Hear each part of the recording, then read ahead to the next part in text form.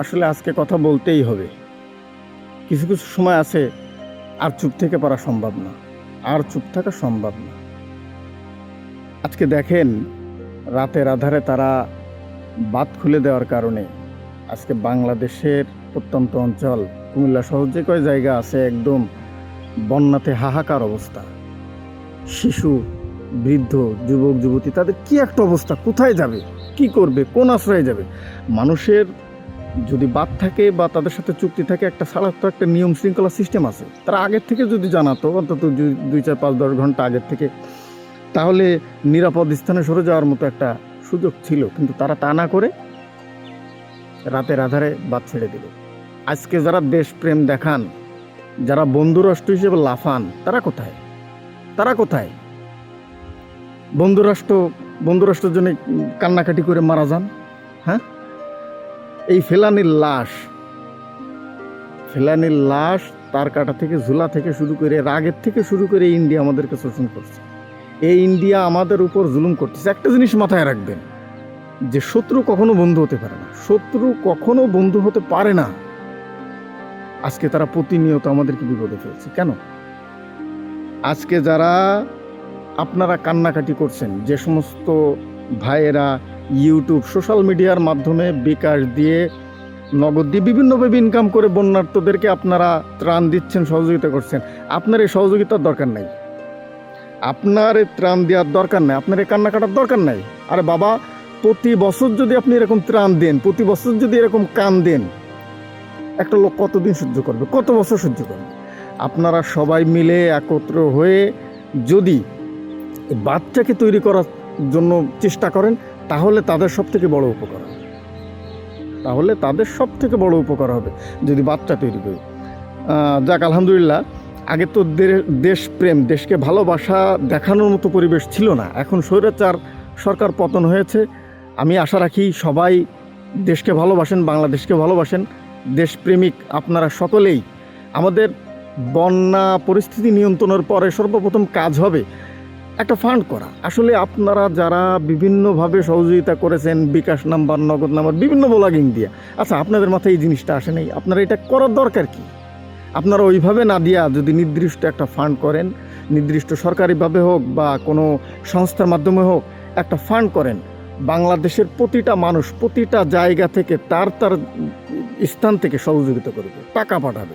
টাকা দিয়া আমরা সেই টাকা দিয়ে প্রয়োজনে বাঁধ তৈরি করব।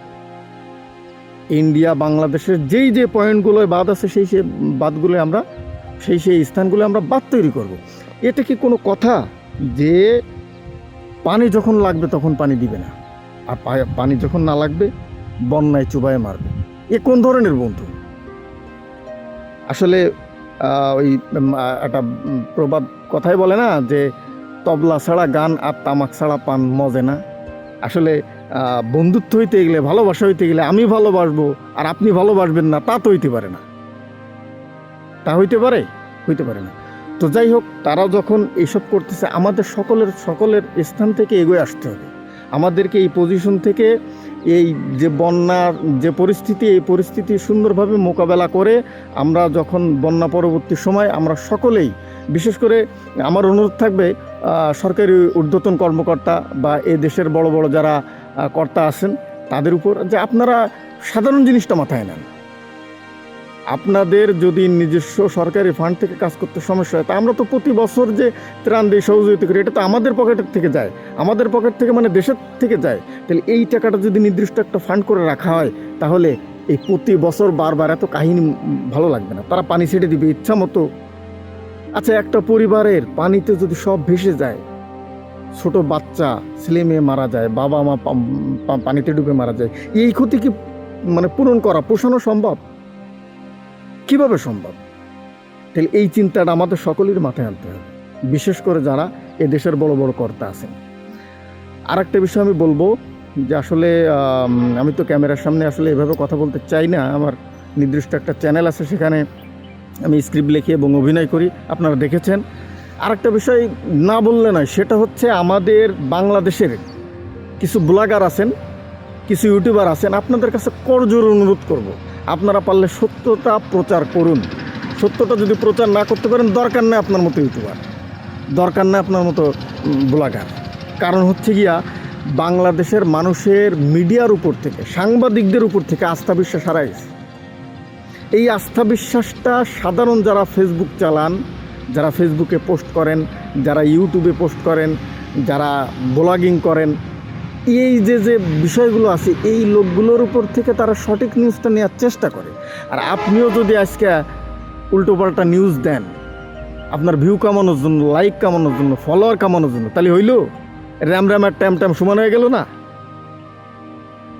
কিছুদিন আগে দেখলাম যে আয়না ঘর নিয়ে যে মর্মান্তিক কাহিনী, সেখানে কি করছেন কিছু কিছু ইউটিউবার দেখছি হরর ছবির কিছু আপনার কঙ্কালের ছবি বিভিন্নভাবে বিভিন্ন সিস্টেম করে মডিফাই করে আপনারা শর্ট ক্লিপ করে শর্ট ভিডিও করে দিচ্ছেন। কেন?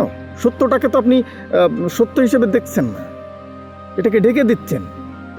এরপরে এই যে ইন্ডিয়ার যে হিন্দু মেয়েটা মৌমিতা মারা গেল, চিকিৎসক, তাকে নিয়ে তার ছবির পাশাপাশি অন্য ভিডিও দিয়ে আপনারা বলছেন যে কি মর্মান্তিক। এইটা কি ভাই? এইটা কি? আল্লাহ তো আপনাকে দুনিয়াতে যখন পাঠাইছে, সৃষ্টিকর্তা যখন দুনিয়ায় পাঠাইছে, আপনার রিজিকের বাজেট তো আছে। আপনি কেন মিথ্যা প্রচার করে মানুষের মন থেকে সরে যাবেন আর ভিউ কামাবেন? এটা ইনকামটা কি হবে?